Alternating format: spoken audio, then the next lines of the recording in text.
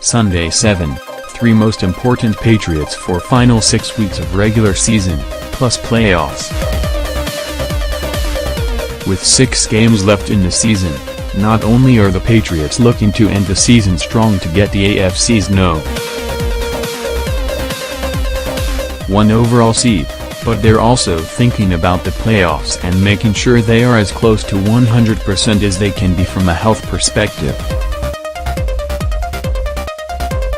This is likely the reason why the team is taking a cautious approach with Chris Hogan and Marcus Cannon. With that being said, there are a few players who are vital to the success of the Patriots moving forward, and no, we're not including Tom Brady and Rob Gronkowski because they are so obvious. On offense, a sneaky important player is Danny Amendola. Amendola has 43 receptions for 440 yards and 2 touchdowns, but he certainly makes his catches count. 30% of his catches have resulted in picking up first downs on third down. Brady always seems to look his way when the offense needs a crucial first down. Additionally, he's the primary punt returner, a very important job as we've seen over the years. Defensively, Kyle Van Noy has flown under the radar as a very important player. He's filled in for Dont'a Hightower nicely and currently is tied for the team lead in tackles, 53, and sacks, 4. Bet you didn't expect it to start the season. Last, but not least, is left tackle Nate Sauter. The 29-year-old has improved his play dramatically this season, and it's no surprise the Patriots started playing better once he did. He's done a great job protecting Brady's backside of late, and the offense will need him to continue to perform well as it closes out the regular season and shifts into the postseason. One of the most underrated players this season for the Patriots has been nickel cornerback Jonathan Jones. According to Pro Football Focus, when he doesn't line up in press coverage, he has allowed a catch rate of 46. That is third best behind A.J. Bye and Patrick Peterson for cornerbacks thrown at 20 or more times outside of press. Also, according to Mark Daniels of the Providence Journal, quarterbacks have a 39% completion percentage when targeting Jones, which is the lowest among Patriots cornerbacks. With Malcolm Butler likely not going to re-sign as a free agent, Jones' play could make the team comfortable going with Stephon Gilmore, Eric Rowe, Cyrus Jones and Jonathan Jones as corners next season. It's worth noting how open Bill Belichick was with Dale and Holly with Keefe last Monday during his weekly interview. It was arguably his best interview of the year from this perspective. One of the things which stood was how honest he was about the Mexico City trip and not just his thoughts on if he would want to play there again. "This week, we're tired," he said.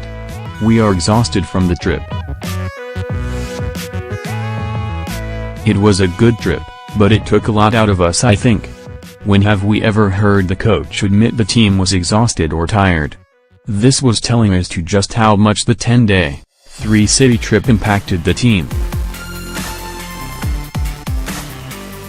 It could be something to monitor when the Patriots host the Dolphins Sunday afternoon." The interview also saw Belichick give his first comments on the upcoming ESPN 30 for 30 feature, The Two Bills, featuring he and Bill Parcells. "It was down at Giants Stadium in their locker room," Belichick said. "We covered a lot of ground. A couple of hours, 2 or 3 hours. I can't remember exactly. It is always good to be with Bill and reminisce. We won a lot of games together. We had a lot of great times together, and I think the NFL Films crew probably, hopefully captured it as good as anybody, probably better than anybody does." Certainly better than anybody else in football, but just overall and bringing things together, they do a great job. This will be must-watch for any Patriots fan. We reached out to ESPN this week to check on a premiere date, but the network is still working to find one. It will be sometime this winter. Following the release of Cassius Marsh this week, who the Patriots traded a 5th and 7th round pick for just before the season, it got us thinking how the Patriots don't seem to find the 5th round very appealing in drafts. Since 2012, the Patriots have made just one selection in the 5th round, and that was when they selected Joe Cardona in 2015. There's definitely something to this and could be something to look into before the 2018 NFL Draft. With 3 straight road games, Sunday's game will be the last time the Patriots are home until Christmas Eve. It is a long time away from home, Rob Gronkowski said Friday.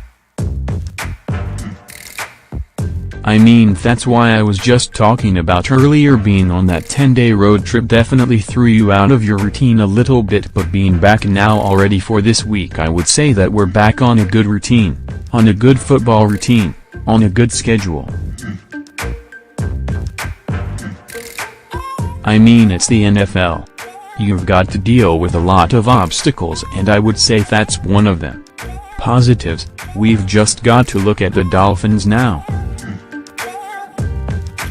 We're home this week and we've just got to focus on that. Looking ahead, it's obvious the most important regular season game the rest of the way will be December 17th in Pittsburgh against the Steelers. For planning purposes, this game has no chance of being flexed out of the 4:25 p.m. time slot, as CBS has protected it from being flexed into prime time. The winner of this game likely will have home field advantage throughout the AFC playoffs.